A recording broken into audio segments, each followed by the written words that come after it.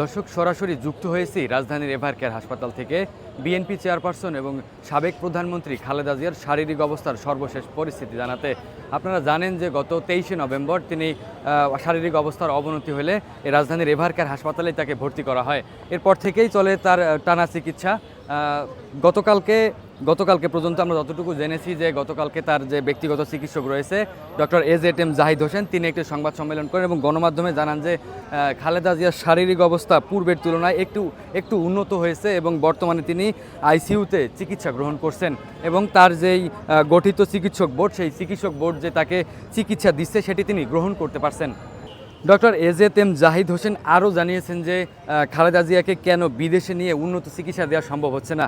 তিনি জানান যে খালেদা জিয়ার বর্তমান যে শারীরিক অবস্থা, সেই শারীরিক অবস্থায় তিনি আসলে তার যে শারীরিক অবস্থা সেই অবস্থায় তিনি এয়ার অ্যাম্বুলেন্সে করে লন্ডনে যাওয়ার মতো সক্ষম নয়, এজন্যই কিন্তু তাকে বিদেশে নেওয়া সম্ভব হয়নি। সেই সাথে তিনি আরও কিছু বিষয় জানিয়েছেন যে তাকে দেশে রেখেই যে উন্নত চিকিৎসা দেওয়া যায় কিনা সেটির পরিকল্পনা রয়েছে এবং সেটি নিয়ে কাজ করছে। আপনাদেরকে আরও জানিয়ে রাখি যে খালেদা জিয়ার চিকিৎসার যে মেডিকেল বোর্ড রয়েছে দেশি বিদেশি চিকিৎসকদের সমন্বয়ে, সেই বোর্ডের একজন সদস্য বিএনপি ভারপ্রাপ্ত চেয়ারম্যান তারেক রহমানের স্ত্রী জোবাইদা রহমান, তিনি কিন্তু লন্ডন থেকে ঢাকায় এসেছেন এবং প্রতিদিন কিন্তু তিনি আসেন বেগম জিয়ার খোঁজখবর নিতে, বেগম জিয়ার শারীরিক অবস্থার খোঁজখবর নেওয়ার জন্যই তিনি এভারকেয়ার হাসপাতালে গতকালকেও এসেছিলেন বিকাল 5টার দিকে। বেগম জিয়াকে লন্ডনে উন্নত চিকিৎসার জন্য নিয়ে যাওয়ার যে পরিকল্পনা সেটি কিন্তু স্থগিত করে রাখা হয়েছে। বেগম জিয়ার যে শারীরিক অবস্থা, সেই শারীরিক অবস্থা চিন্তা করে তার যে মেডিকেল বোর্ড রয়েছে সেই মেডিকেল বোর্ড অনুমতি দেয়নি এবং সেই সাথে বিএনপি এবং বেগম জিয়ার যে পরিবার রয়েছে তারাও কিন্তু এই সিদ্ধান্তে সম্মতি জানিয়েছে, যার কারণেই বেগম জিয়াকে রাজধানীর এভারকেয়ার হাসপাতালে রেখেই উন্নত চিকিৎসা দেওয়া হচ্ছে। গত 19 দিন ধরেই কিন্তু এই রাজধানীর এভারকেয়ার হাসপাতালেই বেগম জিয়ার চিকিৎসা চলছে। এর মধ্যেই সামাজিক যোগাযোগ মাধ্যমে নানা গুজব উঠেছে খালেদা জিয়ার শারীরিক অবস্থা নিয়ে।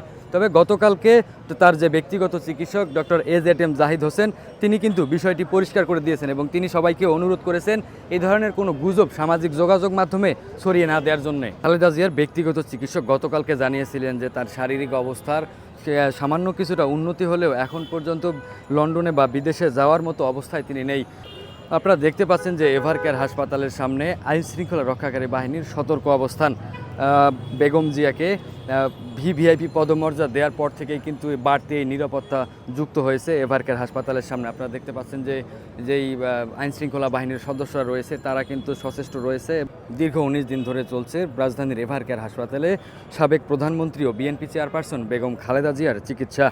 বর্তমানে তিনি আইসিইউতে চিকিৎসাধীন অবস্থায় রয়েছেন এবং তার যে মেডিকেল বোর্ড রয়েছে সেই মেডিকেল বোর্ডের একজন সদস্য গতকালকে জানিয়েছেন যে চিকিৎসকরা যে চিকিৎসা দিচ্ছেন তিনি সেই চিকিৎসা গ্রহণ করতে পারছেন।